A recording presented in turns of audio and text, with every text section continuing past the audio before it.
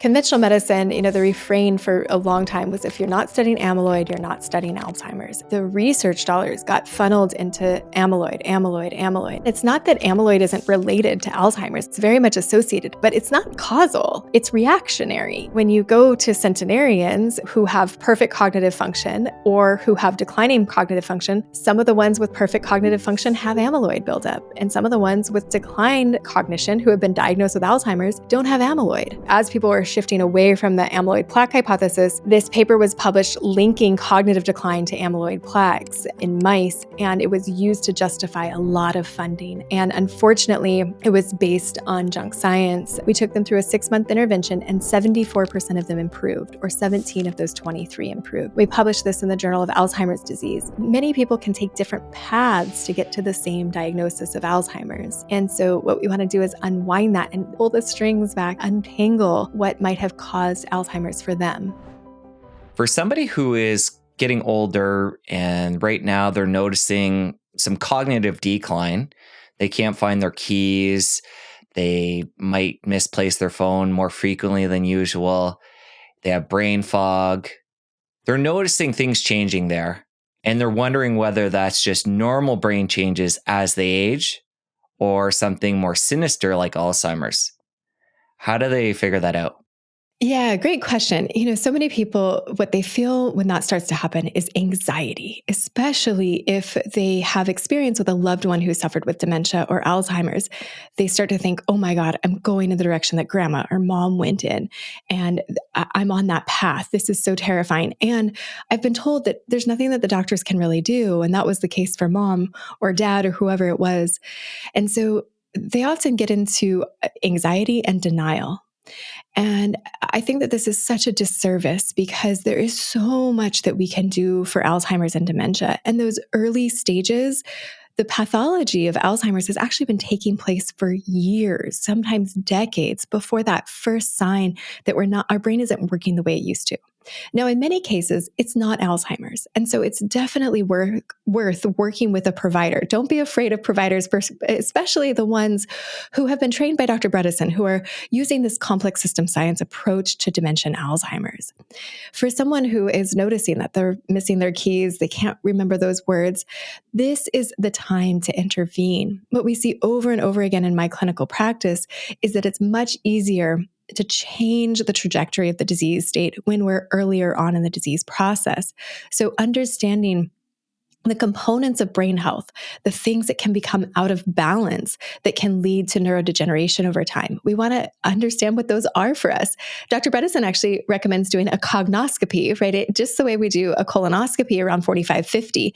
He recommends getting all of your testing done so that you know if you have some of these modifiable risk factors when it comes to dementia. We can't change the year that you were born. We can't change whether you're male or female, and women are 2/3 of Alzheimer's patients, also 2/3 of Alzheimer's caregivers. And we can't change your ApoE genetics, for example. We can't change your genetic predisposition.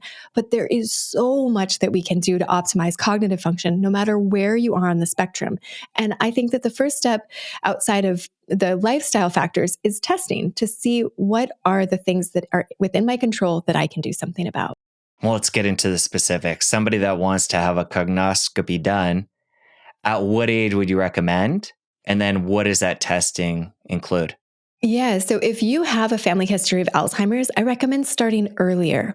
So ApoE status is what we're talking about here for the most part. Now, there is very rare APP and PSEN1 and 2, amyloid precursor protein, and the PSEN1 and 2. These are associated with early onset Alzheimer's. This is a different disease, more or less. It's Alzheimer's, it's memory loss, but it tends to happen very early in your life, in your 40s, 50s, 60s, early 60s, and well before 65. And most people know that they have this or they've potentially, hopefully gotten screened because everyone on mom's side or everyone on dad's side had Alzheimer's early.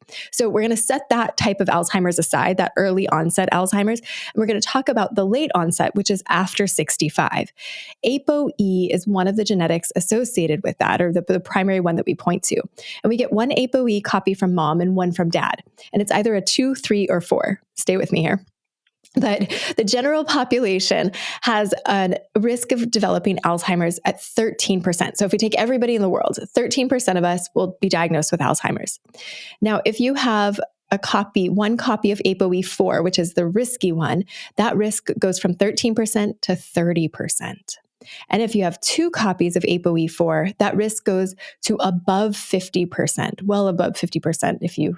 There's a recent Nature paper that talked about this and almost went to the extent of saying that if you are ApoE44 positive, it's inevitable that you will develop Alzheimer's in your lifetime. Now, there are lots of people with ApoE44 who don't get Alzheimer's. And so what we want to do is test early on in your 20s and 30s. Find out if you have Alzheimer's in your family, if you are someone who carries an ApoE4 allele, either one or two. And then we want to do that cognoscopy early on in your 20s and 30s. Now, for most people who are not ApoE4 positive, we can wait till the 40s, maybe 50s. But then we want to be identifying if there's toxins, if there's nutrient imbalances, if there are stressors, if there are structural issues, if there are signaling issues or infectious issues that might trigger that beta amyloid plaque formation, that might trigger inflammation in the brain, that might lead to cognitive decline over time. Okay. And when it comes to testing and somebody finding out they're in a category more at risk, how differently do they have to do things than the normal person? Because I know from your book, a lot of what we're going to get into are healthy diet and lifestyle practices that are good for all of us. Does it change a lot depending if somebody wants to be a healthy person? How much does it change depending on your genetics?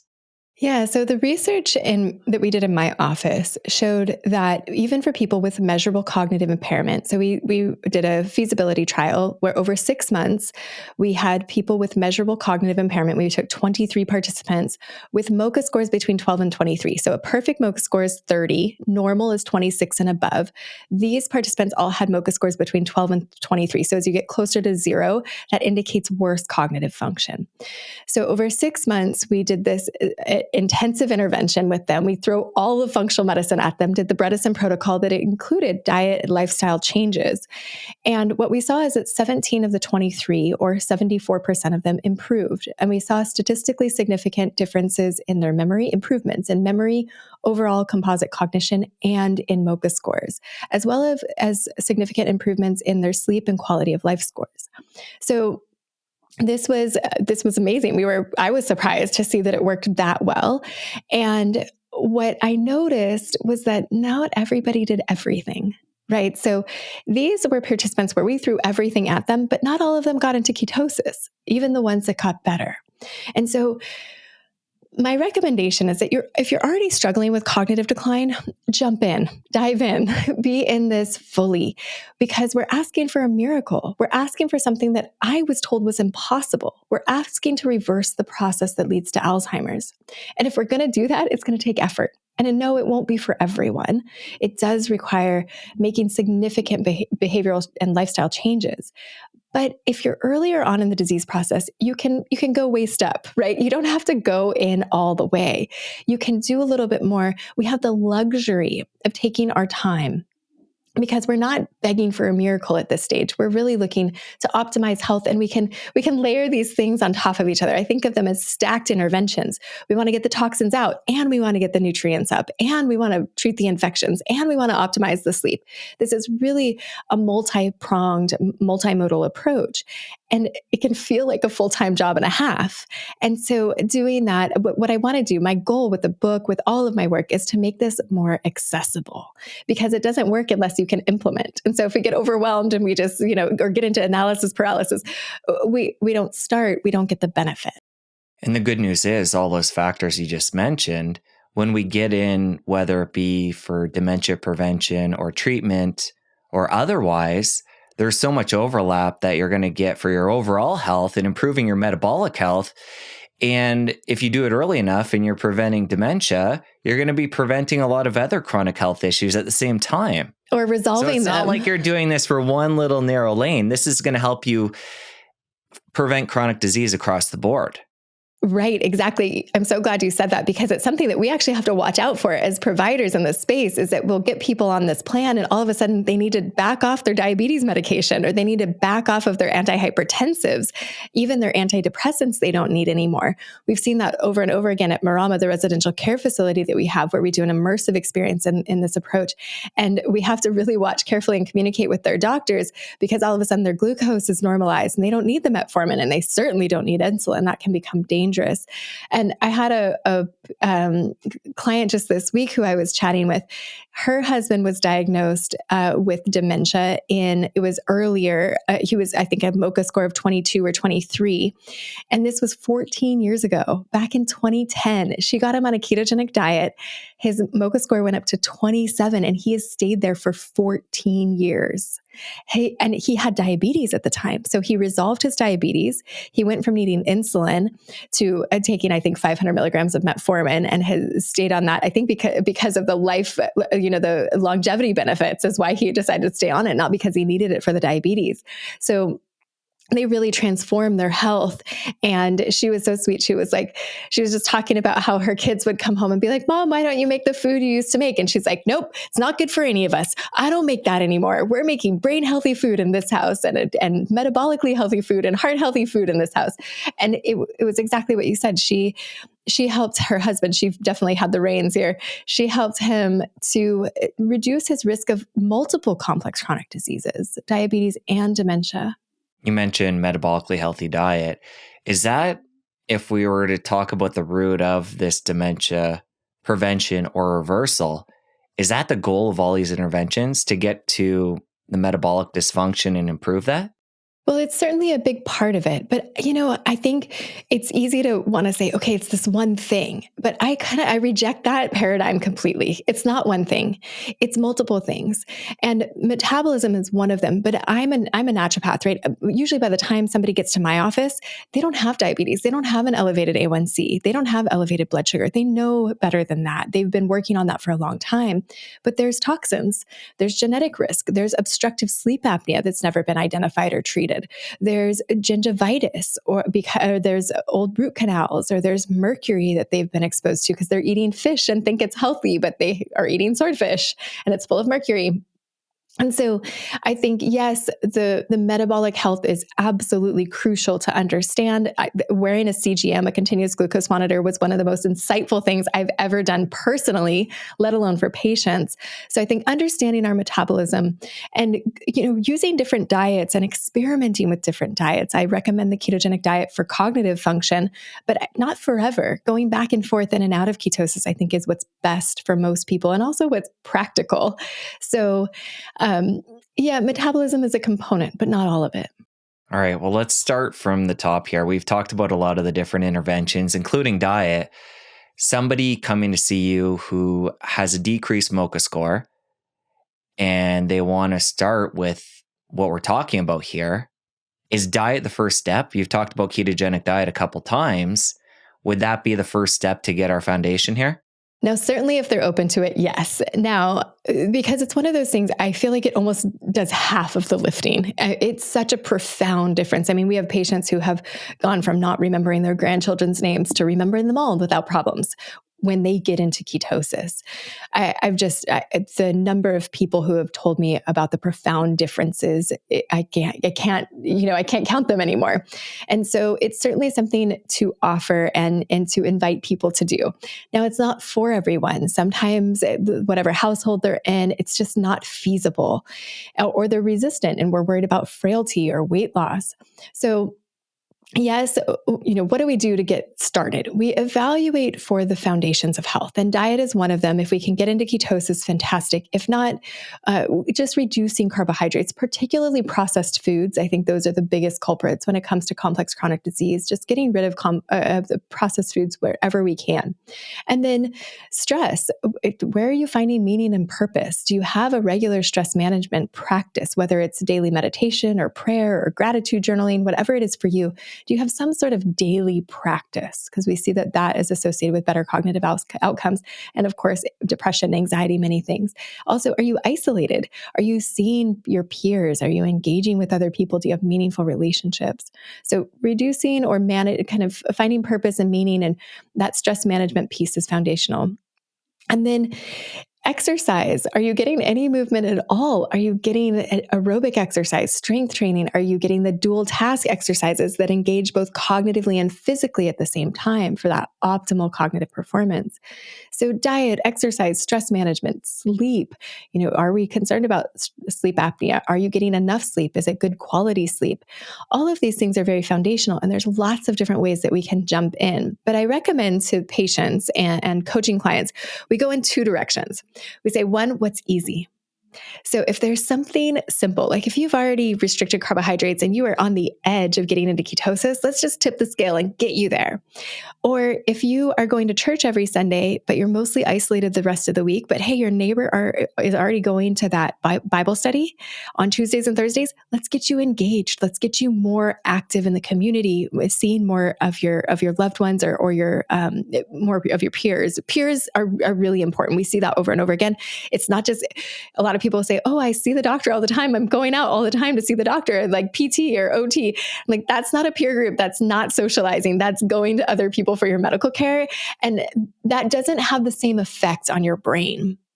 It doesn't make you feel as connected in the same way. Like, it can be helpful, but it's not the answer. So we're looking for that easy thing. Like, what is that easy switch we can flip? Maybe you have a prayer practice, but it's not a regimented daily 20 minutes right when I wake up. It kind of happens sometimes, kind of doesn't happen other times, but you know that it would be great for you. And then the other direction that you can go is, what is that big change that I can make? What is that delta I'm ready to commit to? So for most people, this ends up being keto diet. So, and sometimes it's exercise, sometimes it's, getting all the testing done. I'm ready to finally make that move and invest the financial resources into it. But whatever it is, there's usually this big thing that we already know is having an impact on our health, right? When it comes down to it, as we age, the trajectory of our health is really determined by those daily decisions that we make, what we put in our mouths, how much movement we get, what time we go to bed, who we interact with, what we allow to come in, whether it's media, food, whatever it is. So those practices, we usually know, like, there's one where I'm really failing and I've been thinking about it for a while, but making that decision, shifting your identity to like, all right, I am an exerciser. I am getting into ketosis. I no longer eat bread. That kind of shift that makes a really big difference, that's the other place that you might be ready to start. So there's a lot to do, but it's sort of a choose your own adventure, right? What is going to be most meaningful for your health? And then also that easy one, it gets us that win that then can give us the motivation to kind of take on the next layer of all of this. If you're enjoying this episode, take a second and let me know by clicking like and subscribe below. Thank you so much, and now back to the show. All right, let's go deeper into the diet piece. And say you're working with the perfect patient who says, I'm all in on what you recommend diet-wise, and we know that's the keto diet. Let's talk about how you guide them through that if it's new to them, and why that's important for their brain health. Yeah, absolutely. So first of all, why is it important? So the ketogenic diet, it changes the fuel source from carbohydrates, which most of us burn 365 days a year, for all of our lives. We're usually turning sugar into fuel. And as we age, regardless of our diabetes status, we become more insulin resistant in the brain. And so when we switch the fuel source to ketones, which when in the rare instance in research settings, when ketones and glucose are both available to the brain will preferentially burn ketones. So it seems to prefer that source of fuel, and it creates less oxidative stress, which is a hallmark of aging. It's a detoxifying diet. And also, as we're burning fats, many fats store fat-soluble toxins. So as we can metabolize those, we're releasing toxicity. It creates less oxidative stress than glycolysis or burning sugar for fuel. And we get brain healing as we get more resource available. So as we burn fuel, as we create fuel more efficiently, we can now get rid of those infections. We can now get rid of those toxins because the body has more fuel. The brain has more fuel to get that work done. The brain makes up only 2% of body weight, but uses 20% of our energy expenditure every day. And so if we can optimize the fuel source, many people find that they actually feel like they have more energy in their brain. The cobwebs go away. They have the energy, or they can find that word. It's really pretty miraculous what we've seen. Okay, so then how do we do it? If you are ready to do it, we have a keto diet guide that's a 8-page document that's a great place to start. We focus on the foods that you can eat rather than the ones that you're going to get rid of.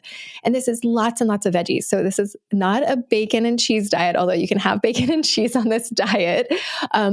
That's not what we're putting at the forefront, right? We want lots of veggies, cruciferous veggies, the non-starchy veggies, broccoli, cauliflower, chard, arugula, cucumbers. There are lots and lots of things. We can use spices, turmeric, cumin, our salt, pepper, of course, but we can use exotic spices and keep it really mixed up. I am a fan of doing keto with well-sourced animal proteins. So using fully grass-fed red meats, or and not all the time, but enough to become satisfied. Eggs are a great source of protein, great source of choline for the brain.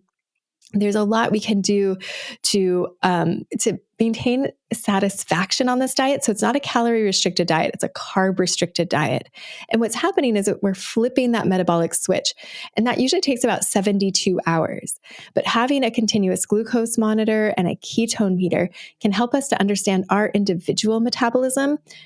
Many, many, many times I've had a husband and wife come in and they're ready to get into ketosis, and she sails into ketosis, no problem. 72 hours, she's there, and all she did was restrict her carbs, and she's probably still getting 50 to 80 grams of carbs a day, but she's spreading them out, and lo and behold, she's in ketosis, and he eats the exact same thing and can't get there.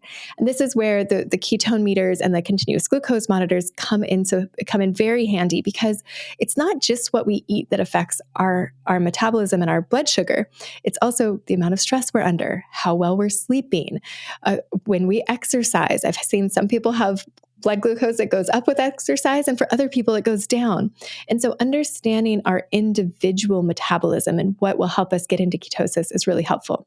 And then we usually have a couple of supplements that we throw in there when someone's first getting on the ketogenic diet. So a greens powder, magnesium, and other minerals are also helpful. Some people can get a little constipated as they go into ketosis when they change their diet. And so having a magnesium citrate handy to keep things moving. And then we'll also use exogenous ketones, and those can really help us to bump that ketone level up when we're measuring it, and that can help us feel more successful quicker and also get the benefits of that fuel to the brain. And we like to use fish oils. We're going to be remodeling our fats in our body and our brain, and so we want to make sure those really good healthy fats are available. Of course, wild salmon, sardines, anchovies, if you can stand the flavor, those are also great sources of good omegas to add when we're getting into ketosis. I think you mentioned with the supplements, some of these are used just in the beginning.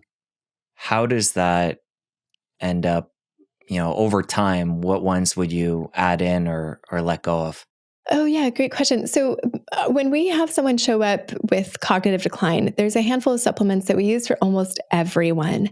And a nootropic stack called Qualia Mind, Qualia, that was developed by a great friend of mine, Daniel Schmattenberger. And it's really this sophisticated formulation that helps to increase dopamine and acetylcholine, but also helps with metabolism. It has a bit of caffeine. They have a caffeine-free version as well, but it can really help with mental focus, clarity, and many people report sleeping better at night, even though it has a little bit of caffeine in it. Of course, take it in the morning. But so that's a great kind of nootropic stack that has herbs and nutrients in it that are like a multivitamin for your brain. And then number 2 is vitamin D. Vitamin D is another great one that helps to send those signals for neurogenesis to the brain. And then number 3 is fish oils, which I would keep long-term on board. And then for some people, we'll use probiotics. For some people, magnesium, really depending on their complaints. Minerals, I think, are underutilized often. So whether it's getting sea salt in, or other ways of getting those trace minerals in, with it, whether it's supplemental through a capsule or, supplementing your food or water, there's lots of different ways to do that. But Generally, we start with those. And then when you're getting into ketosis, I personally think this comes from my personal bias. When I get into ketosis, I like using exogenous ketones. It does help me feel like I've made it. I'm more successful. I get there faster. But the taste is disgusting to me. And so I usually give it up. As soon as I get into ketosis, I get over the hump of like craving donuts for a day, then I can put the ketones aside and I don't need them as much. And so I often start by guiding people in that way because it's my personal experience, but people play with them in all types of ways. How do you feel about MCT oil? Oh, I love it. In place of the ketones as you're going into ketosis or even longer term? Yeah. So MCT oil. So Mary Newport is a good friend of mine, and you might have heard of her because she's the one who helped her husband, just like my client this week. 10, 15 years ago, she's a neonatologist by training. She's an MD, but her husband was diagnosed with Alzheimer's. And she was looking deeply into the research and into the clinical trials. And she found one that was using essentially a derivative of MCT oil or coconut oil. And so she started giving him coconut oil and saw that within a day, his cognition had improved. And so she really has thrown herself into this and is a big proponent of using coconut oil and MCT. What she likes, and I agree with her about coconut oil versus MCT, is that it contains MCT oil, MCT is medium chain triglycerides, which turns into beta hydroxybutyrate, which is the ketone that our brain likes to use. And so MCT oil, whether you put it in your coffee or take spoonfuls of it, however you want to get it, when you consume that, it becomes a ketone body the most readily compared to anything else that you can consume. Now, coconut oil is similar, but coconut oil has that MCT as a component, and different coconut oils, like some you'll see are 30%, some are up to 80%. So depending on the type of coconut oil, there's different ratios, but it also contains something called lauricidin. Lauricidin is mildly antimicrobial, and we know that gingivitis can play a role in triggering amyloid plaque formation. Gingivitis can increase the risk of health outcomes, both cardiovascular and cognitively. And so we want to make sure we have really good oral health, and coconut oil can help with that, certainly through oil pulling, but also just by consuming coconut oil. And then in the GI tract, we know that our brain health and gut health are very closely connected. And the lauricidin in coconut oil can help with maintaining a healthy gut microbiome, getting rid of candida potentially and other things.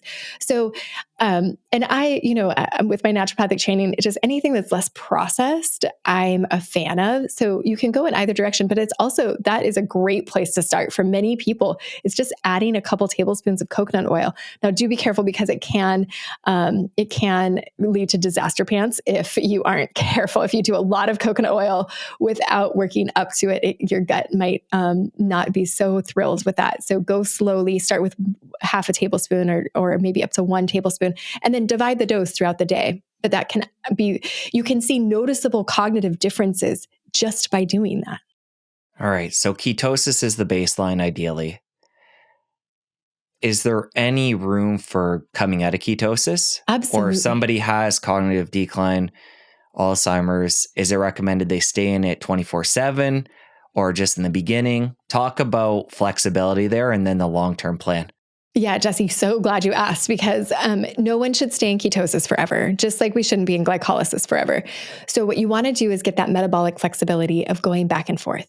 Now, if you're in the luxury of prevention mode, I recommend just going back and forth as often as is convenient for you. For me, I get into ketosis 3 to 4 times a year. I do it with my coaching clients and with my patients, and I'll be in ketosis for 3 to 4 weeks.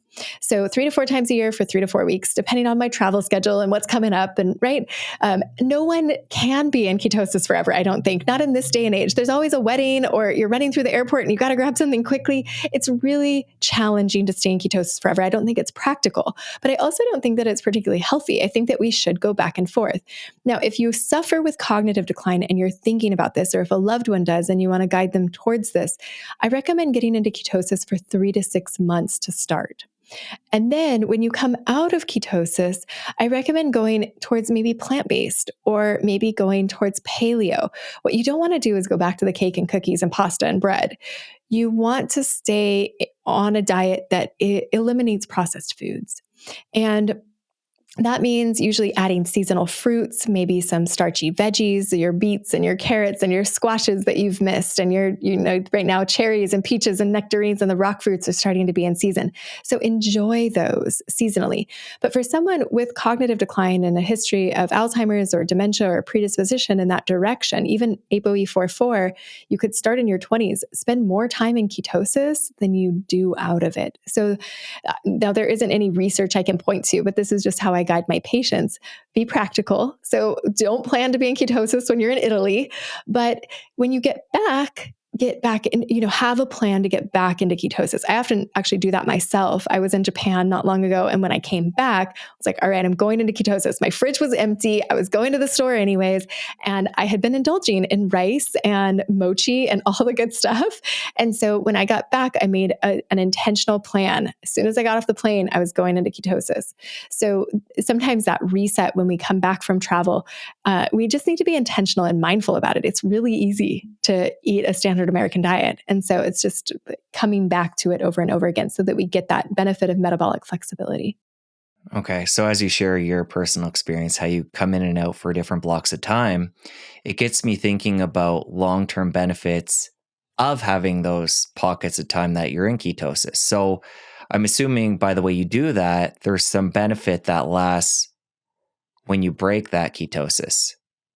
Some metabolic changes that are happening, whether it be you or a patient you're working with, since they don't have to stay in it 24/7 long term, there must be some benefits that even when you leave ketosis that you've gained from going in that state for that period of time.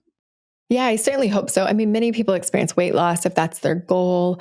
When I'm in ketosis, I wake up earlier, I sleep better, I wake up earlier, and I feel more alert. I also, you're off those blood sugar swings, so mood is often much more stable for most people, and then focus and mental clarity. I experience all of those things, so I'm motivated to go back into it. But when I come out of ketosis, I'm much more aware of my blood sugar and things that make it spike or drop. I've almost become more sensitive to that. So I tend to avoid processed food and certainly sugars. And what we see on the labs is that, of course, A1C, fasting blood sugar, fasting insulin, all of those improve. You talked about mood improvement. It gets me thinking about mental health. And it seems like in the medical world, you have mental health in a separate silo from things like dementia. How do you look at those two and the way that they are siloed? And then working with people with dementia who inevitably are going to have some people that have different mood issues. Do you often see that as they make some of these changes? And it sounds like, you talked about your experience there with your mood. How often do you notice those two go together? Yeah. So, you mentioned siloed, but the geriatric psychiatrists are in the field of neurology. So there's often a lot of collaboration between geri psych and neurology. And one of the medical doctors we collaborate with most closely is a geriatric psychiatrist and is very, very deeply steeped in the dementia and Alzheimer's world. So I don't, I think that the medical system there's so much good that it does, and it can be difficult to navigate. And so it often is on patients to say, can I get that referral? Or can we make sure that these dots are connected, and doing that follow-up and the chore of, all right, I got to reschedule and I got to get in there. And it can be hard, and I've got to wait for 6 months to get in there. All of these things can be challenging, but there are great providers out there who make sure that the people get put back together, the mental health and the physical health. But certainly just having a diagnosis of dementia or Alzheimer's can be very depressing and anxiety provoking, kind of where we started this conversation of the thought of going downhill like that is so disturbing, because many people have watched a loved one or someone they know lose their dignity, right? Lose their ability to care for themselves and have to go into a nursing home or a place like that memory care setting where they lose agency, they lose purpose, they lose their minds. And that is an awful, awful, awful direction to go. So there is a lot of mental health that needs to be addressed. But as I mentioned, we see people get off their antidepressants when we balance our blood sugar, when we start exercising, when we find our hobbies and our purpose and our meaning, and we're getting good food. A lot of that does resolve. Not all of it, not always. Certainly trauma, a history of traumatic brain injuries or early childhood trauma, those can also impact mental health disorders. There's many, many, many things that can. And making sure you have the right team on your side is a big part of getting the benefits. Well, for me, as we were talking about ketogenic diet and a lot of what we've been talking about, it makes me think back to previous conversations I've had with Chris Palmer and Georgia Eade, who recommend a ketogenic diet for mental health specifically. So just making the tie there between the two. Both of those, again, being conditions of the mind, of the brain. And again, when it comes to dementia or mental health, we're talking about the same diet here as the baseline. Yeah. And even diabetes, right? There's a lot of chronic diseases that improve when we go in the direction of a ketogenic diet. And again, I think that a big part of the benefit is because we get rid of processed foods. Well, let's talk about how fasting can fit into this, because that can be a tool that can help us get into ketosis quicker. It's going to help improve our metabolic health. So it ties in nicely with everything we've been talking about. When you're working with people, is that a piece of what you're recommending? Yeah, if someone's struggling to get into ketosis, we'll discuss fasting and intermittent fasting in particular. The patient population I work with tends to be a little older. And so we're concerned about frailty, about losing too much weight, and about, getting into a place where it doesn't feel like we can gain it back. And so we want to make sure that people are getting plenty of calories, particularly if they're in that over 65 crowd and they're not overweight.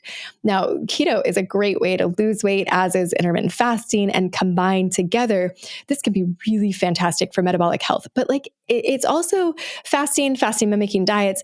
This goes into that concept of hormesis, that hormetic effect, right? Where we're stressing the system with the goal of creating more resilience. So we're getting rid of the old cells that aren't really functioning the way that they should be. And we're adapting our metabolism. We're creating stress. And some people are already too stressed. And so we don't want to use fasting. We want to try exercise, but right, you can get too much exercise. Exercise fits into this hormetic effect and hormetic concept as well, right? We're tearing the muscle when we lift that big heavy weight in order to create more strength. We can do this with hot and cold, right? Cold plunges, also very good for mental health. I partake regularly, but that hot and cold therapy, going back and forth between a sauna and a cold plunge, or between a hot tub and a sauna, this can be really great for our mental chemistry. But it's not for everyone who's really frail. We use contrast oxygen therapy. So I don't know if you've interviewed James Nestor. I didn't see him on the top of your list, but I have. Oh, he's so fantastic. And that book, Yes. Breath, is just wonderful. Such a good book. And he kind of alludes to this. He doesn't talk about contrast oxygen therapy, but there's a whole section on carbon dioxide therapy. And when we restrict oxygen, we change our breathing patterns, especially if we do it while we're working.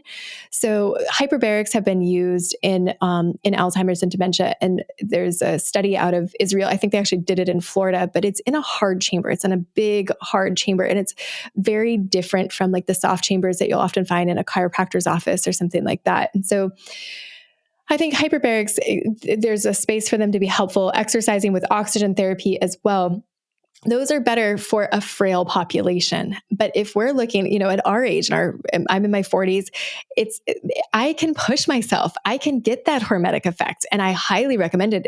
Many of the people who kind of push that edge, they age better. So it's just a matter of when we're intervening.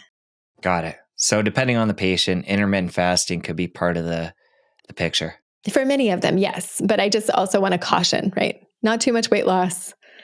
If you're frail, be gentle with yourself. Let's move into exercise and some of the specifics there. For somebody who is suffering with their cognition right now, what do they want to look at when designing that plan? Yeah. So typically, what we're thinking is if you already are exercising, if that's part of your routine, how do we change it up? How do we change the intensity, perhaps, or the type of exercise? Rarely, I'll talk to someone who's checking all the boxes. They're getting their aerobic in, and they're getting their strength training in, and they're getting that dual task exercise where they're cognitively engaged. And that's the one that most people haven't heard of.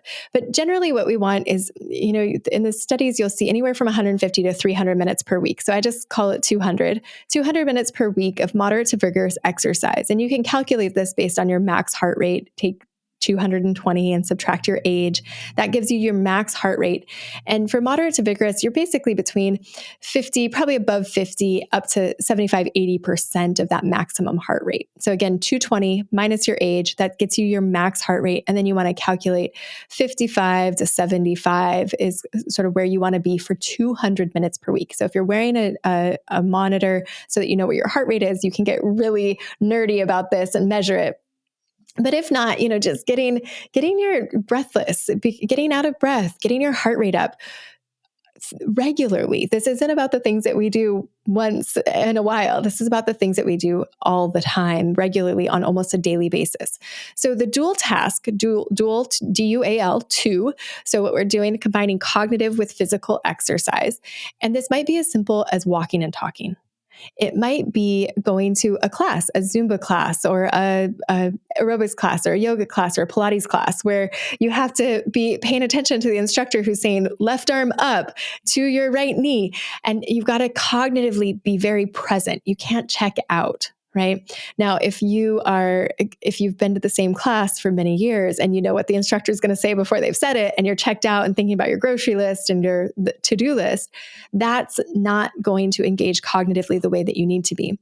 I had this lovely patient. She came in, her granddaughter was in nursing school, and she was very interested in health and wellness. And so she accompanied her granddaughter, and really she really got on board and really helped. It was like her grandmother had a built-in health coach at home, and they were living together at the time. And so my patient came in and we talked about this. And so what they would do, she had always been an avid exerciser. She walked the hills, she did all of that, but she would go by herself and she would listen to music, but she wasn't cognitively engaged during her walks. So her granddaughter started going with her, and she started quizzing her first on birthdays, anniversaries in the family, things that she was emotionally connected to, but she started, trying to remember those dates again. She had lost them. And then she got cognitively better. So they had to up the ante. So they started naming all of the neighbors in the neighborhood when they would walk by the houses. And then she nailed that. And so then they started learning the Latin names of trees and birds in the neighborhood. And they just kept kind of upping the ante with what her grandmother couldn't remember. And then she would remember it. And then they would move on to the next thing. So this is dynamic, right? As we become more adept, both cognitively and physically, we have to move the goalpost a little bit. We want to stay engaged. So we don't want it to be so hard that we give up, and we don't want it so easy that we're checked out. Well, it's interesting as you share that. For me, at least, when I'm moving, I can think better. So that's another whole twist on that. So you're saying there's the benefit of mixing the two together. But if I'm on a walk, I'm likely going to be thinking a lot better. If I'm listening to a podcast, probably retaining a lot more, or an audiobook. So there's that whole aspect as well. Oh, yeah. I think Einstein, that was what he would do, right? He would get up and walk around, and that was when his brilliant insights would come. So yeah, absolutely. We see that, right? It makes sense. We're getting exercise. We're active. We're not sitting. We're not stationary. And so we're getting more blood flow to our brain. So we're getting those nutrients and those resources to the brain so that we can make all these things happen. It makes a lot of sense. And then we see that it works. Say in a week, what is the goal, and what do people want to make sure they're including? Gosh, an ideal routine. I love it. Exactly. So getting your heart rate up for at least 200 minutes a week. And then I would say strength training, you want to be getting probably 3-4 strength training. You want to rest. So, this is why people do leg day one day and arm day the next day, and give some space in between. Make sure your muscles have that chance to regenerate and repair. And then some of those can be, so you can be efficient about this, right? You can cross basically you can be doing HIIT exercises that do strength training and also get your heart rate up, right? So there's lots of different ways to do this. The most important thing about an exercise routine is that it gets done, right? And making it fun. So for some people, it's pickleball, right? I want to be outside. I want to be engaged socially, and I want to be getting my hand-eye coordination and my aerobic activity. And then I'll do some strength training. And maybe I don't love that as much, but I'm going to get that in throughout the week as well. So it's getting that balance of exercise. I think the ideal thing is what works for you, what you're actually going to make happen. Okay. And then for somebody who starts taking on some of what we're talking about today, how quickly will you see, you talked about your study before, but how quickly will you see people start to gain some cognition back and gain momentum and inertia in the right direction? Yeah, so I typically see patients at baseline and then again 4 weeks later, and most of them have improvements in 4 weeks. Not everybody, but many. And then oftentimes I'm sure that can be a platform to continue to build off of once they have that, things Yeah, are going in the right absolutely. direction. Yeah. When I see patients, what we're doing is we're looking at that second visit. We're looking at their labs. So we're creating that precision medicine multimodal approach. We're looking at where's your homocysteine? Okay, how many B vitamins do you need? Where's your glutathione? Where's your mercury level? What about mycotoxins? We're looking at all of the components that are that causal level, the toxins, the infections, the nutrients. We might be looking at cortisol and to establish where the stressors are. The signaling, we're looking at bioidentical hormone replacement potentially, but thyroid and vitamin D. And so in that first visit, we're usually doing just baseline. Okay, get into ketosis, get your exercise up, all these foundational pieces, maybe get on a couple supplements that we discussed. And then at that second visit, that's where we're fine tuning. We're putting that icing on the cake of the medicine because now we have the data to do that. And, just depending on the person, sometimes it's those lifestyle things are really what make the difference. And other times we'll find in the labs, that I didn't realize that my homocysteine was 25 and we want that around 7 or 8. So that is significant and can lead to brain atrophy directly. So we definitely, when we have the luxury of applying the medical piece, that's really helpful. And how will you decide if you need to go deeper with a patient and look at things like mold toxicity, infections, heavy metal toxicity? Is that later on after that initial setting the foundation and then seeing if things aren't getting better, then realizing you need to do further testing to see what's not working? So I used to do it that way. I used to wait for, let's try the foundations first and then we'll add in this layer of medicine. But most of my patients at this stage have already done that because it's in books, right? Dr. Bredesen has it in his book. It's definitely, there's a lot of coaching in my book that will be out next on June 11th. And so those things you can often do on your own. If somebody's coming to me, they are serious about getting this cognoscopy. So I do it all. We want to look for every potential factor when it comes to brain health. And so there's many that we don't know about, right? That we can't test for. So we want to do everything that we can. And so I encourage patients. I used to wait until someone told me they knew they had been exposed to mold to test, but I have seen too many patients who had no idea. And sure enough, it was there. And how often are you seeing that with people? Obviously, you're dealing with this select population that is suffering with, cognitive decline, but how often are you finding things like, heavy metals and mold, stuff like that when you do the testing? Well, and also my patient population tends to be older, although not everyone, but almost 100% of people have toxicity. I mean, we live in a toxic world. So whether we're looking for glyphosate or environmental pollutants like petrochemicals or parabens or PCBs, or we know that we're all exposed to plastics and the forever chemicals. They are in every one of us and in Arctic rain, right? So we know that there's toxins in everyone now, and how much of that is meaningful. I think really all of it is meaningful. It's part of why there's so much complex chronic disease.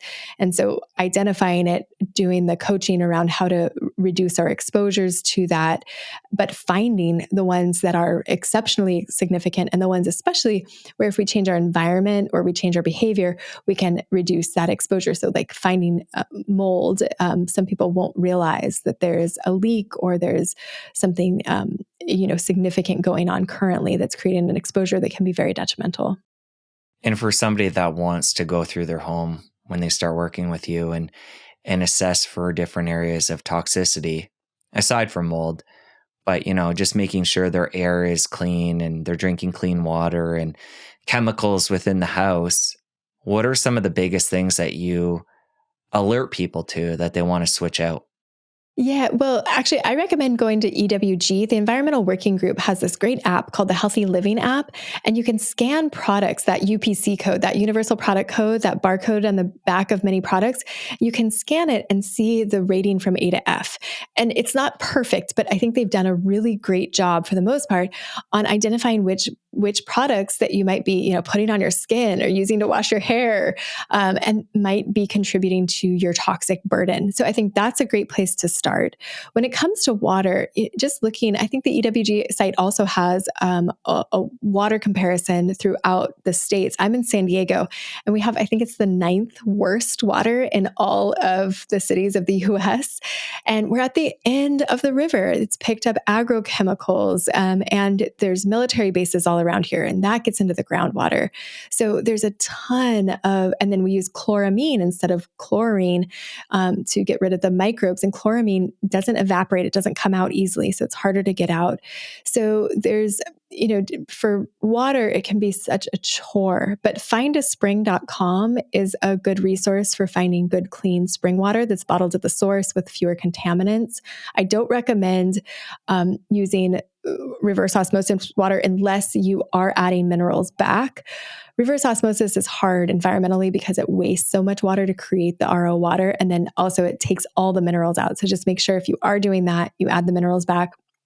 Distilled water mostly comes from plastic, so it has the plastic chemicals contaminated it. And that can be dangerous because, again, it doesn't have any minerals in it. So this is such a hard conversation to have. I do like Mountain Valley water. It comes from Arkansas, but again, every time I drink any of it, I feel terrible because it takes a lot to truck around water. It's very heavy and in glass, which I appreciate because it doesn't have the plastic contaminants, but it's environmentally very taxing to transport water and glass around the world.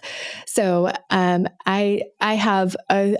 lucky we have in Carlsbad the spring water that I tend to get, and that has lowered levels of glyphosate, MTBE, the petrochemicals, and some of perchlorate, another one that comes from the military bases. So all right, it's a chore. And that's just water.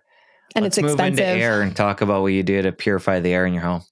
Yeah, so opening doors and windows for an hour each day. The late Dr. Walter Crinian, a teacher of mine, he used to say the solution to pollution is dilution. So if we can get that outdoor air in, usually indoor air quality when it's closed up, we have flooring and our clothing and our furniture that's all off-gassing and paints. And so it tends to concentrate toxic air or less clean air. So just opening doors and windows, weather permitting, as long as you don't live on top of the freeway, open those doors and windows. And then if if the weather is bad or if you're near a chemical plant or something that doesn't work. I had a patient recently telling me she can smell the plastic coming from an industrial plant near her house. Then potentially invest in a good air filter. I like the IQ Air, the GC the multi-gas from IQ Air. They don't pay me to say that. That is just one that I've seen work really, really well. There are many on the market that are kind of in that same price range. And that one patients have told me over and over again, time and time again, when I got the IQ Air, my symptoms went down. So I do recommend that one. All right. So we have air quality, we have water quality. Earlier when we were talking about food, you mentioned making sure we're getting good quality there. So I'm assuming you're for organic across the board. As much as possible, yes. What other areas in and around the home do we have to be concerned about when it comes to toxicity? Well, not even toxicity, but one thing that kind of gets overlooked is clutter. So when it comes to our mental health, we've touched on this a few times. And I think especially for people who are going down the path of cognitive decline, clutter can lead to overwhelm, right? We've all had that experience of seeing a bunch of stuff on the countertop and it's just like, oh my God, I got to take care of that. When am I going to take care of that? I don't want to take care of that. And then a few days later, you stop even seeing it. And so it never moves and it just piles up. And this type of thing, this clutter, especially when it accumulates over years, it's hard on our nervous system, right? There's a reason for that Zen space. I just said came back from Japan, and like these spaces that are just totally Zen and really clean, and there's nothing on the walls or very little, very simple. And it creates this feeling of rest. It creates this also, once we spend enough time in that, it's like, okay, I can go take on the next thing. And often we'll recommend that people declutter, take one room at a time or one surface at a time. Don't try to take it all on because that can lead to the overwhelm. But decluttering can have a big impact on our mental health. And again, as people age, this can be a significant thing to tackle. What about people being on their devices, scrolling and searching and Googling, and the impact that has on the brain? And yeah, so again, it kind of ties into what you're just talking about, clutter. It's like this thing of never-ending information that is bombarding the brain as much as we let it in the modern world. Yeah, and I've hosted summits, which I feel guilty for contributing to that sense of overwhelm and like anxiety that I've got to do all of these things and I have to do them all yesterday. But there's this balance between getting the information and having good information, but the information isn't what makes the difference. It's the behavior change. It's implementing the information. So if you feel like you've got too much information, just stop and focus on implementation. Make sure you're getting the exercise, you're meditating or you're praying every day, you're getting plenty of good, high quality sleep, that you're doing, that you're, your diet, that you focused on that. And so before you collect any more information, focus back on the behaviors. What am I doing? How am I spending my time? I mean, I personally noticed I got rid of all social media on my phone because I noticed the difference that it made in my mental health over the pandemic. And so I haven't brought it back. It's not worth it to me. And then for elderly folks, I think what I see it lead to over and over again is overwhelm. And so if you notice that, again, what are your stress management practices? Start with the simple things and be aware. I love that phones will tell you how much screen time you've had. I'm not the expert in this by any stretch. And I think a lot of it gets talked about with kids and mental health. But certainly with elderly folks, I think it's easy to become isolated, especially if you have been diagnosed with dementia and your driver's license has been taken away. It's easy to become isolated and then just spend a lot of time on the computer or on the phone and increase anxiety and depression and isolation. And that's a slippery slope. And when it comes to the good side of technology, if somebody is going to use the phone to help with their brain, is there certain apps or games, things that we can do on there to facilitate brain health? Yeah, well, I mean, even using a phone, that can be one of these metrics for how far along on the cognitive spectrum we are, because many people with dementia will not be able to even use the phone. But there are, like you're, I think, alluding to like Luminosity, Brain HQ, even doing Sudoku online or crossword puzzles. There are lots of ways that we can use the computer to engage our brain. Now, that being said, what I recommend is not doing that as much as possible. If you're stuck at home and that's the only way you can do it, or if you really get into the games and you want to gamify cognitive function, by all means, you can. However, if there's an opportunity to go play pickleball and engage that way, get outside, engage socially, be active, I would way rather you do that. If you could go for a hike or do brain games, I would say go for a hike and, like my patient, identify the birds, look for the trees, identify them, look for animals, talk to whoever you're with about something intellectually stimulating. We want it to be fun. And many people will tell me, I signed up for Luminosity or Brain HQ and I never use it. Like, that's okay. Go engage, color with your grandchildren, or do something else that's emotionally and spiritually engaging. Do something else that you enjoy that's fun, because that's going to last longer. You're going to, get over, if you already hate it, you're not going to do it for very long. One area you address in the book, and you have a whole chapter on this, is the person who's taking care of somebody who is suffering with Alzheimer's. So for somebody tuning in right now, and say it's their partner or a family member that is suffering, talk about what that person needs to be aware of to help that person in the best way. And then also to take care of themselves in that process and protect themselves from, letting their health spiral. Yeah, absolutely. Many caregivers they experience this state of like, I didn't know anything about Alzheimer's until mom was diagnosed or until my spouse was diagnosed. And then I felt like I needed to know everything and I needed to give up everything to care for this person. And as amazing and wonderful and loving and inspiring as that is, care partners are anywhere from 2.5 to 6 times more likely to be diagnosed with Alzheimer's compared to people who never serve as a caregiver. It is very stressful to be a caregiver. It comes with a lot of burden. And now that being said, people also look back and they are so grateful for that time that they had with their loved one.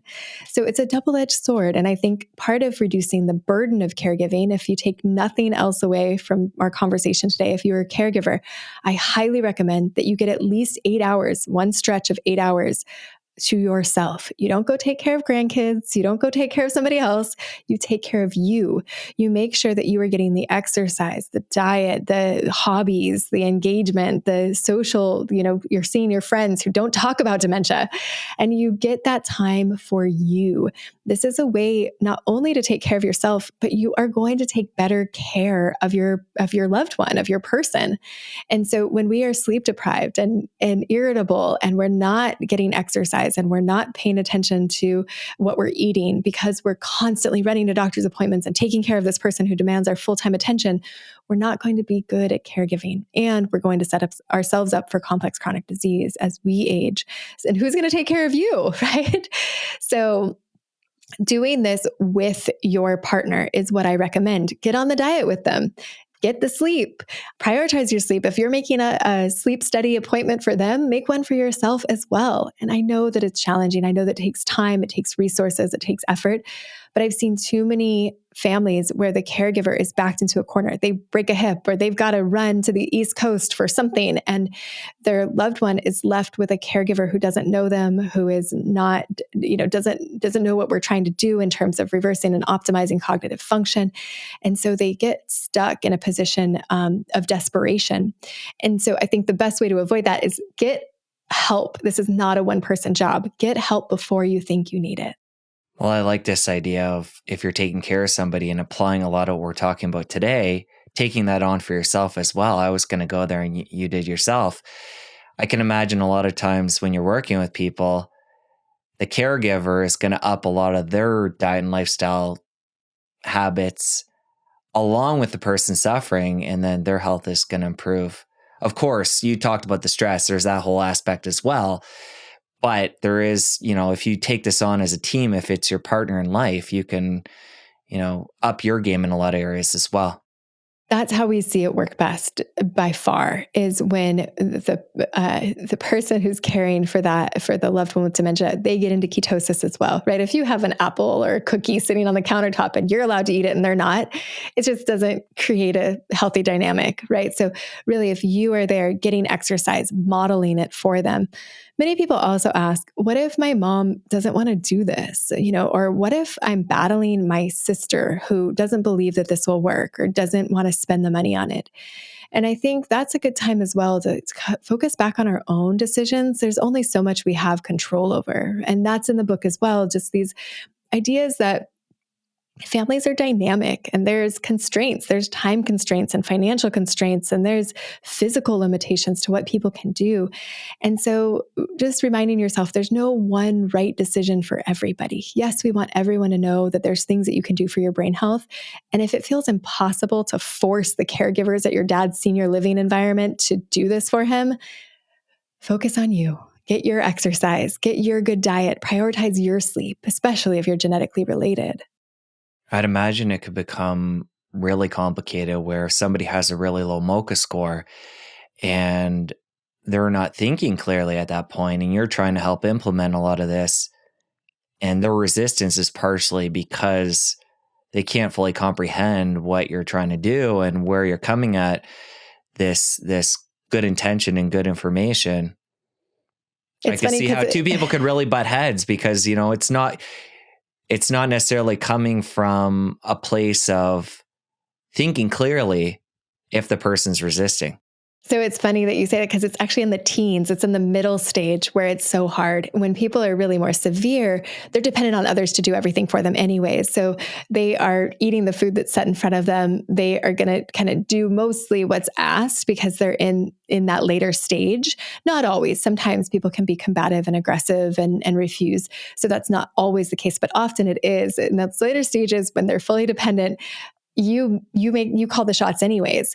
It's that middle stage. And also many people, sometimes doctors will say, oh, well, they're in denial. People are in denial about their cognitive decline.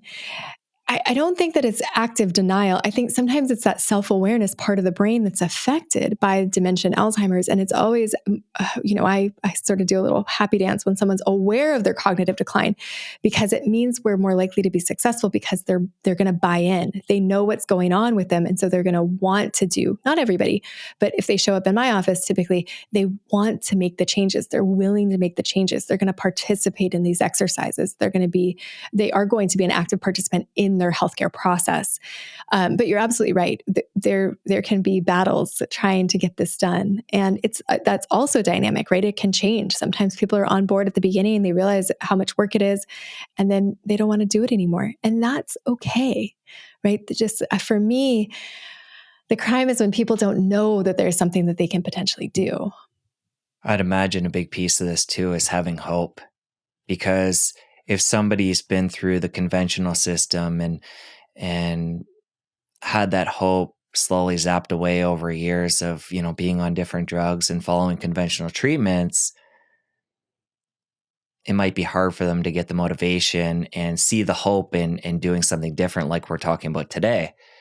So I think it'd be helpful for us to talk about what the conventional system does for people and what that history has been like over time. Yeah. So even now, I'll have patients come into my office, and having seen a neurologist who says, there's not really much we can do. Here's some memantine, also called Namenda, or donepezil, also called Aricept. And those medications, they will sometimes give people a little boost in cognition temporarily. But what we see in the research is that 5 years later, people actually suffer with worse cognitive function if they start them versus never starting them at all. So, the poor neurologist is there to help, right? They're really well trained. They want to be helpful, but their hands are really tied. They have medications that are very common that don't really help long term. And then they have lecanemab or lecanemab, which is an antibody therapy that slows the rate of decline. So it doesn't help people to get any better cognitively, but it makes them get worse more slowly. And so, but that medication is quite expensive, even though Medicare covers it. It can cost patients $8,000-$10,000 out of pocket per year. And then additionally, you need to be going back to a medical center to be checked for the brain bleeding and brain swelling that can happen with those medications. So you need to be within some proximity of a major medical center where you can get all of that done. So you can see why most people leave a neurology office feeling like there's not much that can be done. Often neurology will say, we'll see you in 6 months, or we'll see you in a year, and we'll measure the decline. They might also send someone to extensive neuropsych testing, which is a 4-hour neuropsych eval.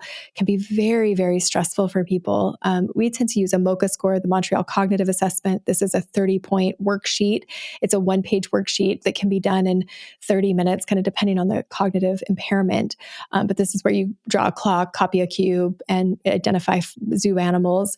Many people are vaguely familiar with this, and that works pretty well to identify where someone is on the spectrum. Now, it's important to see a neurologist because there are it's important to see doctors, right? Because there are very treatable conditions that are manifest as dementia. And so, especially if it's atypical, right? If it comes on over 30 days, or if it's happening and somebody's in their 40s and they don't have a family history of dementia, we want to understand what else could it be. It might be dysthymia. It might be their thyroid. It might be their hypercalcemia. It could be, I'm pointing to my parathyroid gland. Excuse me. I'm like touching my neck, going hypercalcemia. So high levels of calcium can cause confusion and cognitive changes, and also kidney stones and bone loss and osteoporosis and all kinds of things that are kind of GI issues that are associated with aging, but sometimes there's an explanation for all of them. Also, we see normal pressure hydrocephalus. So if we could get imaging done, we might be able to identify that there's a very treatable cause of this dementia. Normal pressure hydrocephalus presents as wobbly. So there's gait changes, wet, there's incontinence often, and then they're acting weird. They have some kind of changes in their cognitive capacity and their language. And if you see all of those together, we want to make sure that someone gets imaging and we can identify that they just need a shunt in their brain, which isn't nothing, right? But that is a very treatable, reversible cause of dementia. It's not Alzheimer's, it's something different. But because Alzheimer's is so common, we'll see patients who, I had a patient who had very clear Lewy body. He had hallucinations. He was very paranoid. It was a very fast progression. He had been diagnosed with Alzheimer's by a neurologist. And it was a misdiagnosis. We'll see Bruce Willis this year was diagnosed with frontotemporal dementia. Maybe that was last year, but frontotemporal dementia is more common in men, where Alzheimer's is more common in women. And it tends to come on earlier in people's 60s. And it can be misdiagnosed as bipolar disorder or schizophrenia because it creates behavioral changes in the frontotemporal parts of the brain, or what's associated with our personality and behavior. And although that's not as readily treatable, it's a very different type of dementia. And when we have Lewy body or frontotemporal dementia, these behavior changes, we want families at least to be able to kind of know what to expect in terms of the progression and how this might play out and what sort of support they might need. A major problem with conventional treatment is this focus on the plaques in the brain. And your work, which is similar to your mentor, Dale Bredesen, who's been on the show a couple times, you have a different outlook on the plaques. So can you talk about how you see them as being a reaction to what's happening and not the actual cause of the problem? Yeah. So conventional medicine, the refrain for a long time was, if you're not studying amyloid, you're not studying Alzheimer's. And so the research dollars got funneled into amyloid. And there's an entire book called How Not to Study a Disease, The Story of Alzheimer's, by a gentleman named Carl Harroup. And it describes how there are these elevations, like basically for marketing purposes and fundraising purposes, this Alzheimer's diagnosis grew in popularity, and it was associated with the amyloid plaques. But what we know is that every person, nearly, so if you take newborns to centenarians, there's only 1% to 2% of the population that doesn't have amyloid in their brain. And when you go to centenarians who have perfect cognitive function or who have declining cognitive function, some of the ones with perfect cognitive function have amyloid buildup. And some of the ones with declined cognition who have been diagnosed with Alzheimer's don't have amyloid. And so it's this really confusing situation where, of course, amyloid is associated with Alzheimer's, but just like inflammation, it begs the question, why? Why is amyloid appearing? Why is inflammation happening? What's triggering it? And that's where we go back to toxins, nutrient imbalances, infections, stressors, structural issues, and signaling. Those are the causal level things that lead to downstream amyloid as a reaction. Amyloid is antimicrobial. We know this. This is established. Amyloid is produced to protect the brain, often from things like P. gingivalis, which is associated with gingivitis, causes gingivitis in the oral cavity and increases inflammation in the cardiovascular system and then again in the brain. Also, herpes simplex 1 virus can lead to that amyloid formation. COVID is associated with cognitive decline, of course. And then many people probably listening can relate to that feeling of brain fog after COVID. And although not Alzheimer's, many people don't recover their cognitive function because of the inflammation and the cytokine storm that's associated with Alzheimer's. And then this Lyme spirochete, the Lyme spirochete is also found in the plaques and tangles associated with Alzheimer's. So we know that there's this microbial component sometimes, not all the time, not for everybody, but that's why it's a multi-pronged approach. Many people can take different paths to get to the same diagnosis of Alzheimer's. And so what we want to do is unwind that and pull the strings back, untangle what might have caused Alzheimer's for them. We'll talk more about the research in Alzheimer's because there's some corruption there. a lot's been uncovered in the last couple of years. And Yeah. again, this is another major problem within the conventional system. Yeah, I think we got really focused on this amyloid plaque hypothesis, which again, it's not that amyloid isn't related to Alzheimer's. Of course, it's involved. It's very much associated, but it's not causal. It's reactionary. It's a reactive process. And so I think because for the powers that be and the funding processes and the decades invested, there's sort of the sunk cost fallacy of like, okay, if we keep looking down this path, we're going to find something that's going to be helpful. And it just hasn't happened yet. Now, I think the amyloid, the monoclonal antibody therapies against amyloid, the Leqembi is the latest one. There's another one coming that hasn't been approved by the FDA yet. And then Aduhelm or aducanumab, that's actually been scrapped by Biogen because it was a higher cost and didn't work as well and had higher risk than the one that is currently on the market, Leqembi. But these are first generation drugs. And so I'm hopeful that we'll be able to work with the medications in the future. But right now they don't create meaningful improvement. And so we need other options. Why did we go down this path for so long? I think there's careers invested. There's a lot here. I don't think anybody intentionally messed this up. I think everybody is coming at this, dedicating their careers to helping those suffering with Alzheimer's. We know we need it, but we also kind of didn't do that null hypothesis thing where you're like, okay, can I disprove that amyloid is the cause? Could there be other causes? Am I thinking outside the box? Am I being a good scientist, making sure that we have really good data? And there was, I think you were alluding to the falsified data. There was a kind of a very influential paper that was published, and kind of as people were shifting away from the amyloid plaque hypothesis, this paper was published linking cognitive decline to amyloid plaques in mice, and it was used to justify a lot of funding afterwards. And unfortunately, it was based on junk science. And so that's pretty devastating to kind of uncover. Now, is amyloid a factor? Yes. And we need to also kind of broaden our perspective, change the paradigm a bit. This is a complex chronic disease. There's not going to be a single molecule intervention. There certainly isn't one that seems readily available at this stage. But we have other things that we can do. I think that's the primary message. Right now, there's not a pharmaceutical intervention that has meaningful benefit, but there are so many things that we can do to optimize cognitive health at any stage. With the work of Dr. Bredesen and yourself and others doing the similar kind of work, what's the response been of conventional medicine early on, and then now over time as this is becoming, more and more into the mainstream, slow but sure? Yeah, so great question. And where I'll start is actually where we are in our research. So I published a feasibility trial. This was a very small 23 participant intervention over 6 months, where we saw that 17 of the 23 improved. They all had measurable cognitive impairment, MoCA scores between 12 and 23. So perfect is 30, 26 and above is normal. They were between 12 and 23. We took them through a 6-month intervention and 74% of them improved, or 17 of those 23 improved. We published this in the Journal of Alzheimer's Disease.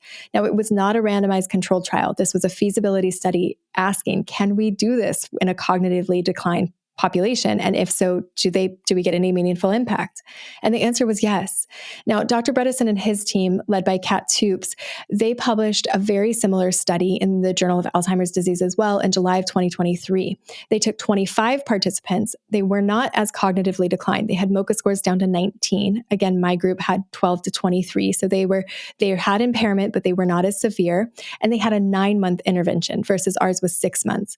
But what they showed was that of their 25 participants, 84% of them improved. So this was a really exciting, right? We've seen this twice. It's been corroborated. And they are now, I think they're done with recruitment and they're just in treatment phase. But they have recruited for a, not blinded, you can't really blind this, but is a randomized controlled trial that's happening across 5 states in the US right now. And we're collaborating with a group as well to do another trial And what we'll probably do is compare it to a data set that exists. Because it's very hard to control these trials because people want to be in the intervention arm and they start doing these things outside of the trial. And so it can kind of contaminate the data, but we'll get there. So we are doing a ton of research. Now, your question, what's been the response from the conventional community? To be totally honest, like I just have my head down doing my work, trying to help people get better. And I juggle the residential care facility plus my clinical practice plus research plus writing and coaching and teaching. And so I'm not really paying attention. But people keep showing up and wanting to engage in this and wanting to do this and what I hear from them is that in the neurology office, they're told there's nothing they can do. And so I think that patients are asking for solutions and for options, and they're willing to do the work. And so my hope is that that us getting together, having this conversation, my book coming out, this will start to change the narrative around what's possible. Now, just a few weeks ago, CNN, this did kind of go mainstream because Sanjay Gupta did a docuseries on people reversing their dementia symptoms and Alzheimer's symptoms. And Richard Isaacson, who's on the East Coast, he now works with Peter Attia. He has done a lot of work on prevention of dementia. And one of these patients was his. And then there were some people from the West Coast, Dean Ornish's patients. He's at UCSF and they do much more plant-based work. So they are plant-based diet work. So they're not animal protein keto fans.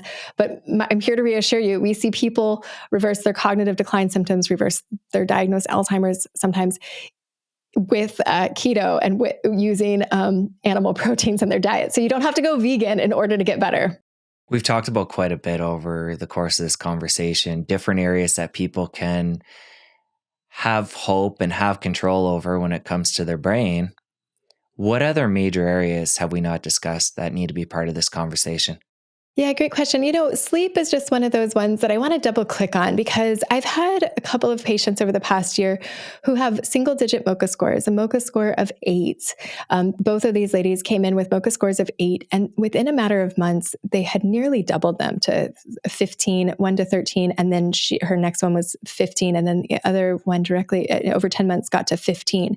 Now, a MoCA score of 8 to a MoCA score of 15 is a really big difference.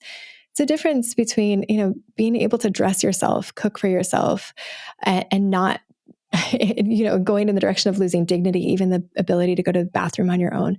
And so this is a massive difference and a massive difference for caregivers. It's the ability to speak in complete sentences and carry on a conversation and engage others versus not. And both of them, we did as much as we could do. And both of them treated undetected sleep apnea, previously undetected sleep apnea in the time that we worked together. So I encourage everybody with cognitive decline to get a sleep study done. And both of them actually did the at-home watch pat. So it's a watch plus a ring that magically beams the information up to a sleep doctor somewhere. And then they get to read it and it all goes through Medicare and they get a CPAP delivered to their door or whatever is going to help or work for them, right? Whether it's an oral device or mouth taping or the combination of some things, but they get their sleep apnea treated. And that makes a huge difference. And both of those cases just made me wonder how much of the significant dementia and diagnosed Alzheimer's out there is just untreated sleep apnea. So, prioritizing our sleep, of course, getting good quality sleep, aggressively testing for sleep apnea. These things you don't have to see a naturopathic doctor. You don't have to see a Bredesen trained doctor. You just have to show up at your primary care provider and beg them or, emphasize the need for a sleep study if you have any sign of cognitive decline or if you're waking up not feeling rested. Please, please, please get that addressed. Yeah, really important. And sleep apnea aside, somebody that just wants to have better quality sleep, what are some of the big sleep hygiene pieces that you want people to look at? Yeah. So, light, sound, temperature, all of these things in our room, blue light exposure. So screens before bed, I recommend avoiding them. And especially avoiding what are the things that we're allowing in? So, at night, many people will watch the news. And does that really benefit you? And does it benefit your sleep? For people with Alzheimer's, oftentimes they'll have trouble sleeping and they won't be able to articulate why, but they've been watching the news about a war on the other side of the world and they can't differentiate that it's not next door. So making sure that you're, a rom-com, or if you're going to watch something in the evenings, make it lighthearted, make it happy, make it comedies, and be cognizant of what you're allowing into your space, right? We think so much about what we eat, but what are we consuming when it comes to media and relationships as well? Maybe skip that stressful conversation with your in-laws, or make sure it's in the mornings rather than at night when you're trying to go to bed and then you're going to be ruminating about what got said or what didn't. Even work, trying to take that break between work, have that time to wind down. We also recommend fasting for 3 hours before going to bed, that last bite of food, and then before you get in bed, so that your body can be focused on resting, not digesting. And there are lots of different ways. Talk to a provider if you're having trouble getting to sleep or staying asleep. There are many, many alternatives to the benzodiazepines that are commonly prescribed for sleep. Things like Ativan or Xanax. That whole class of medications is associated with poor cognition and can lead to amnesia. So we want to basically, you can't remember that you didn't sleep well when you take them often. But if we can get supplemental support, behavioral support, coaching around how to get good sleep, that can be helpful. And there's differences in how we treat both trouble getting to sleep and then trouble staying asleep. For men with prostate issues, talking about to providers, urologists about overactive bladder or about frequent urination, and there are medications that work pretty well for that. And then also, consistency is really helpful in terms of efficient, high quality sleep. So if you want to go to bed at 9 every night, get into bed by 8:45 and do your best to have a window of about 30 minutes. So it's like, if you can be getting into bed between 8:45 and 9:15 because you're aiming for a 9 o'clock bedtime or sleep time, maybe 9:30, whatever it takes for you to get to sleep, but get consistent. So make sure that that window is about 30 minutes. You don't want to be going to bed at 11 one night and 2 a.m. the next night and 8:30 the next night. This is really confusing for our circadian rhythm.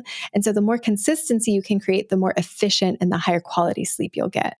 For somebody right now who's tuning in, who feels like their brain is healthy, they're not yet on the road to dementia or don't have dementia, how differently do you look at the things we've talked about today, prevention-wise versus treatment, if at all?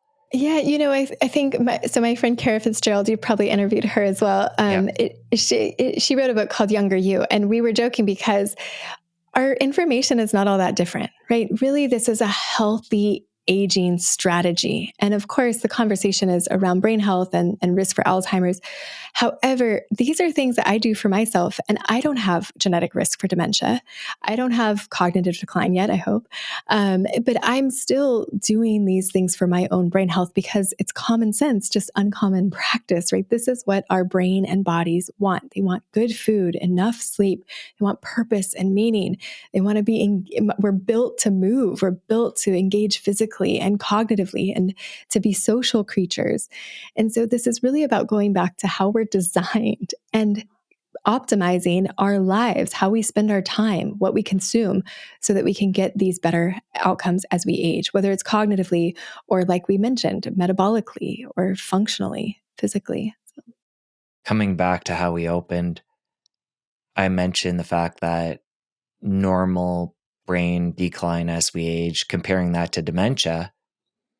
Do we know what normal decline looks like? Yeah, it doesn't exist. First, that's what I'm getting at. Like, for somebody who is 70, 80, 90 years old, what can they expect if they're doing a lot of what we're talking about today, maintaining brain health? Should they have, you're saying no, but is there any decline as we age? No. So there's great research by Becca Levy. I think she's at Yale, but she wrote a book called Breaking the Age Code. You might have interviewed her as well. And in her research, she saw that if you have a positive association with aging, one, you live 7.5 years longer, but you can also negate the increase in risk associated with ApoE status. So if you're ApoE4, you can get rid of the extra risk by having a positive association with aging. Like, this is radical. And so how does she know this? She studied societies that revere aged people. And this is often Asian societies, Japanese and Chinese cultures. They revere their elders. They respect their elders. They venerate them and put them on a pedestal. And they think of them as having wisdom and experience to transmit to the younger generations. And the American deaf community also has this. So because many deaf people are born to hearing parents, they create a very tight-knit community in the deaf community, and they have a reverence for their elders. And what you see is that people with ApoE4 status don't get dementia, and that community doesn't decline. They actually increase their cognitive capacity as they age because that's what's expected. And a good analogy would be the fact that obesity and being overweight is so common in society. We do have this stigma on people as they age, at least here in the West, that it's normal to not know where your keys or your phone is. Again, how we opened up. And that's why, again, it's so important to talk about what that goal is and what's possible and give people the hope. Right. No, absolutely. There's a Krishnamurti quote. I won't get it exactly right, but it's like, if you're comparing yourself to everyone else in a sick society, like, that's not a good measure of health. And so, no, I don't, now distractibility is very common, but is it normal? This goes back to the scrolling. Sometimes we're losing our keys, or we can't remember where we set our phone down because we're thinking about 10 things. We're juggling so much in this harried, busy culture that we live in. We're not present. And so, of course, we can't remember things. We weren't there for it. And so there's that. And, will I say that's normal? It's normal in a very unhealthy society, but it's not normal, and we shouldn't accept it as normal. And this is the denial piece. This is when we go, oh, there's nothing I need to do about this because this is just normal. It happens to everyone. And I hear a lot of that from patients, but we don't have to lower our standards. We can actually get cognitively sharper as we age. Yeah, those things are common, though, misplacing the keys and the phone. I know I do it from time to time. And I, coming back again to the beginning, the difference is when you get older, you start to have that fear. Is this more than just being on par with what people in society these days are dealing with? Because we have busy minds and we have a lot going on in the day, and we're not necessarily thinking when we put our phone or our keys down. For somebody who's older, they need to consider that whole other level. Is this more than that?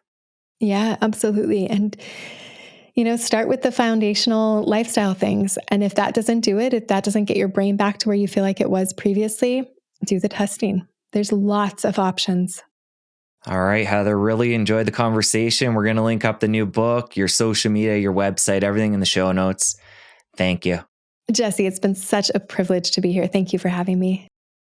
Now that you're done, you're going to want to stick around here and catch this other incredible episode. You don't want to miss it. I'll see you over there. Everything in Alzheimer has been backwards because there hasn't been anything to offer. And so people say, oh, it's probably not Alzheimer's. If it is, there's nothing you can do. Don't bother to get checked. A very common thing that we heard.